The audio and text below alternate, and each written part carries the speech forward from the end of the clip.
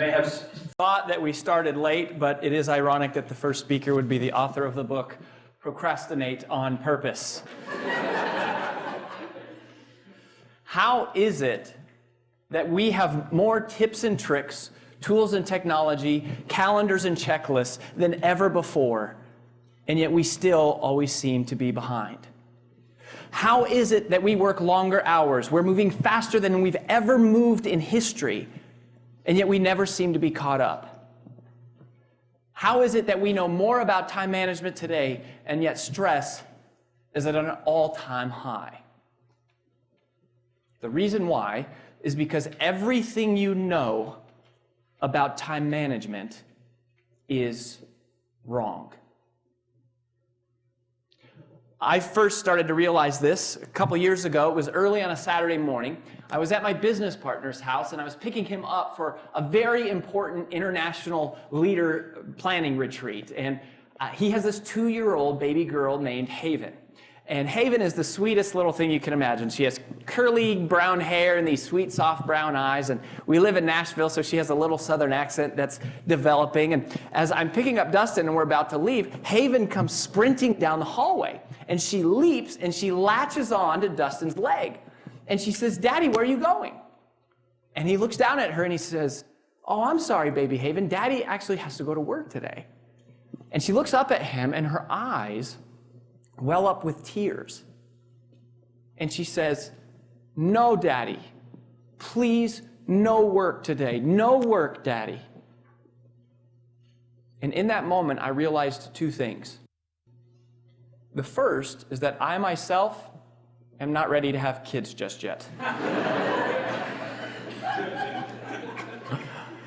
The second is that even though everything that you've ever heard about time management is all logical, tips and tricks, tools and technology, calendars and checklists, it's apps, it's all logic. What I realized in that moment from a 2-year-old is that today time management is no longer just logical. Today, time management is emotional.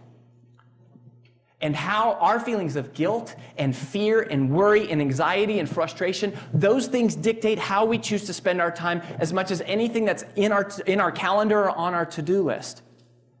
In fact, there is no such thing as time management. You can't manage time. Time continues on whether we like it or not. So there is no such thing as time management. Really, there is only self-management. Well, that was the first big realization that I had. In order for you to understand the second, I want to take you on a quick history of time management theory. And that really began in the late 50s and 60s. And it came during the Industrial Revolution. And early time management thought was all about, it was one-dimensional. And it was all based on efficiency. And the idea with efficiency was that if we could develop tools and technology to help us do things faster, then theoretically that would give us more time. Well, there's nothing wrong with efficiency. All things being equal, efficiency is better. And yet, there is an unfortunate limitation to efficiency as a strategy for time management. And it's evidenced very well by the fact that we all carry around miniature computers in our pockets, and yet somehow we're still never caught up. Well, in the late 80s, Era 2 time management thinking emerged. I feel like it was pretty much single-handedly ushered in by the late, great Dr. Stephen Covey. And Dr. Covey introduced what we are referring to as two-dimensional thinking. He gave us something called the time management matrix, where the x-axis was urgency and the y-axis was importance. And the beauty about this was that it gave us a system for scoring our tasks. And then based on how they scored in these two areas, we could prioritize tasks one in front of the other. Prioritizing is all about focusing first on what matters most. And for the last 20 years, this has really been the pervasive mode of thinking as it relates to time management theory. And it's not that there's anything wrong with prioritizing. In fact, prioritizing is as valuable a skill today as it ever has been in history. And yet, even though we throw that word around like it's the end-all be-all to time management theory, right? We say, get your priorities in order. Or it's just, you don't have the right priorities. Well, unfortunately, maybe that's not really the case. Because there is a massive limitation to prioritizing that nobody ever talks about, and that is this. There's nothing about prioritizing that creates more time. All prioritizing does is take item number 7 on your to-do list and it bumps it up to number 1, which is valuable in and of itself, but it doesn't do anything inherently to create more time, and it does nothing to help you accomplish the other items on your to-do list. I mean, if you think about efficiency is kind of like running on a hamster wheel. And if you think of prioritizing, it's really about borrowing time from one activity to spend on another. It's kind of like juggling. And that really describes the way that we even talk about time. I'm juggling a lot, or I'm trying to balance a lot. And in that paradigm, there's only 2 strategies. One is to do things faster or to do more things. And that is what the world kind of feels like, right? How does it feel to know that really all we are is a bunch of juggling hamsters sprinting towards an inevitable crash landing? You cannot solve today's time management problems with yesterday's time management thinking. What we've noticed is the emergence of a new type of thinker, somebody that we refer to as a multiplier. And multipliers use what we call 3-dimensional thinking. While most people only make decisions based on urgency and importance, multipliers are making a third calculation, which is based on significance. And if urgency is how soon does something matter, and importance is how much does it matter, then significance is how long is it going to matter. It's a completely different paradigm. It's adding on to what is there. It's in with the old, but it's also in with the new, because most of us, if you think about the modern day to-do list, which is one of the key strategies or tools that we have, we ask ourselves, when we assemble our to-do list, we say, what's the most important thing I can do today? But that is not how multipliers think. Multipliers instead ask the question, what can I do today that would make tomorrow better? What can I do right now that would make the future better? They're making the significance calculation. See, when I say multiply your time, that might sound a little bit superfluous. It might sound like an over-exaggeration, but it really is not. Now, while it is true that we all have the same amount of time inside of one day, 24 hours, 1,440 minutes, 86,400 seconds. And there's nothing that any of us can do to create more time in one day. But that's exactly the problem. That type of thinking is the problem. What we have to do is break out of that paradigm and instead think about tomorrow. And that brings us to the premise for how you multiply time. The way that you multiply time is simple. You multiply your time by giving yourself the emotional permission to spend time on things today that give you more time tomorrow. That's the significance calculation. You multiply time by giving yourself the emotional permission to spend time on things today that create more time tomorrow. The significance calculation changes everything. The focus funnel is our attempt to create a visual depiction that codifies the thought process that multipliers go through in their head unconsciously when they are evaluating how to spend their time. It's why some people create extraordinary, explosive, exponential results, and other people seem to kind of just create linear traction. And it works like this. If your tasks all come into the top of the funnel, the first question a multiplier asks is, can I eliminate this? Is it even worth doing? It's another example how everything you know about time management is wrong, or at least that it has changed, because most of us use to-do lists, and multipliers realize that next generation time management has much more to do with what you don't do than what you do.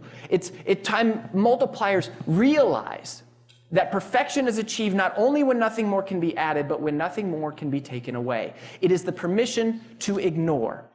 Because anything that we say no to today creates more time for us tomorrow. The challenge emotionally is that we struggle with guilt, and we struggle with wanting to say no, but really feeling like we have to say yes. And so we go through life trying to never say no. And in one of the interviews I conducted with the multiplier, they said something that changed my life. They said, Rory, it's futile to go through life trying to never say no. What you have to realize is that you are always saying no to something. Because anytime you say yes to one thing, you are simultaneously saying no to an infinite number of others. If you can't eliminate the task, the next question is, can I automate the task? Anything that I create a process for today saves me time tomorrow.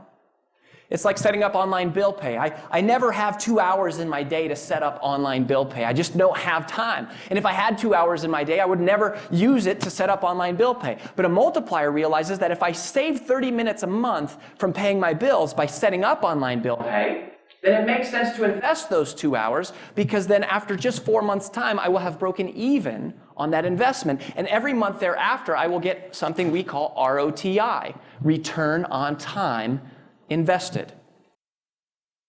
Automation is to your time exactly what compounding interest is to your money.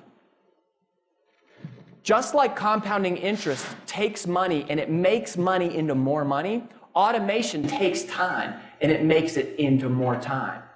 The way that wealthy people think about money is exactly the same way that multipliers think about time, and they give themselves the permission to invest the time and energy to automate the process. If it can't be automated, then the next question is, can it be delegated? Can I teach someone else how to do this?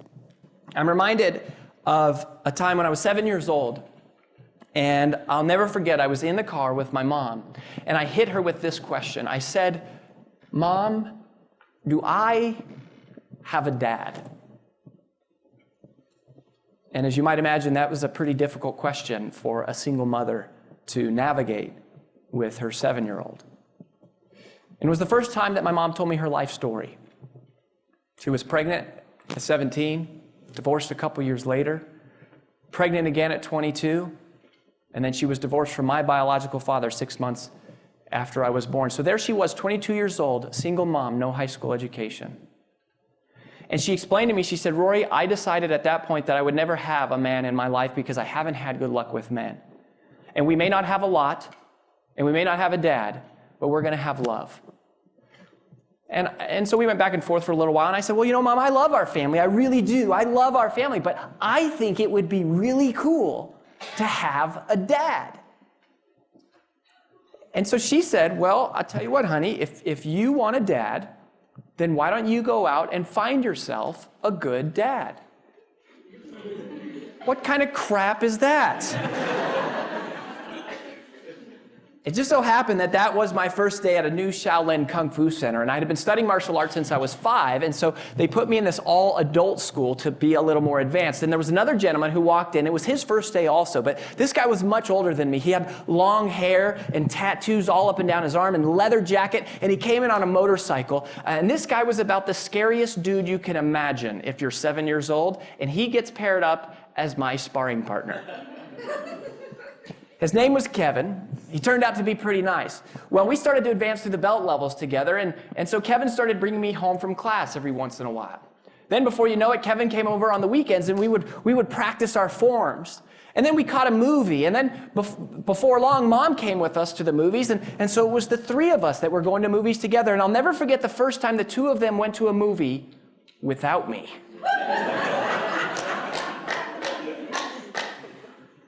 Well, as it turns out, Kevin and I tested for our black belts together on the same day when I was 10 years old. They got married 2 weeks later.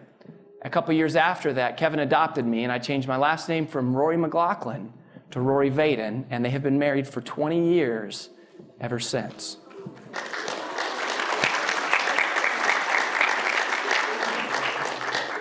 And the point of that story is that you can delegate anything. But if you asked the average person, you said, "Are there things you know you could be delegating to somebody else?" We would say yes. But then you say, "Well, why don't you train someone else to do it?" And what most of us would say is, we say, "Well, because they just can't do it as well as I can." And that may be true once, maybe twice, but it is only true absent the significance calculation.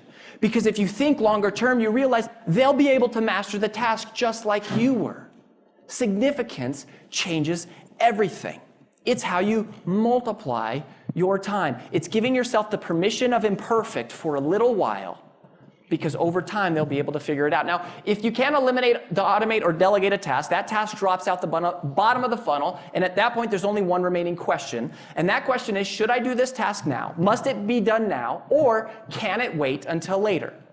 If the task must be done now, then that's what we call concentrate. It's the permission to protect. All right, the permission to protect. It's all about focus and eliminating distractions. And honestly, there's nothing all that exciting or new there. However, if you ask the question, can this wait until later? And you decide that the answer is yes, then that's not eliminate, automate, or delegate. That is what we call procrastinate on purpose. Procrastinate on purpose. Now, you're not going to procrastinate on it forever. You're going to pop that activity back to the top of the funnel, at which point it will enter into a holding pattern where it will cycle through the focus funnel until inevitably, one day, eventually, one of the other 4 strategies will be executed on whatever that task is. And what you find is that if something can continually wait, often what happens is you eventually develop the courage to do what you should have done in the first place, which was eliminate it. Or you discover a system for how to automate it, or someone rises up to the call of leadership. They rise up to the occasion, and it ends up being delegated. Or it ends up becoming something that is significant enough for you to spend your time on. A lot of people say, well, Rory, wait a minute. In the Take the Stairs book, right? In Take the Stairs, you said procrastination was the killer of all success. You said procrastination was the most expensive invisible cost in business today. You said procrastination is the foundation of all mediocrity. And now you're telling us to procrastinate on purpose? And yes, that is what I said, and it's exactly true how I said it. But there's a major distinction to realize, and that is there's a difference in procrastinating. There's a difference in waiting to do something that we know we should be doing that we don't feel like doing, versus waiting to do something because we're deciding that now is not the right time. Waiting to do something that we know we should do but we don't feel like doing, that's procrastination. That's the killer of all success. But waiting to do something because we're deciding intentionally that now's not the right time, that isn't procrastination. That isn't the killer of success. That's a virtue. And it's an art form that the world really needs, which is patience. The patience to put off the insignificant things, like checking email 24 hours a day, 7 days a week. You multiply your time by giving yourself the emotional permission to spend time on things today that create more time tomorrow. And regardless of your religious affiliation or your spiritual beliefs, hopefully you'll have an appreciation for the way that Scripture says the world was created. And in Genesis, God has created this perfect world. And it says something amazing, that we're created in His image. And then in Genesis chapter 1, verse 28, He gives the first command to all of humanity.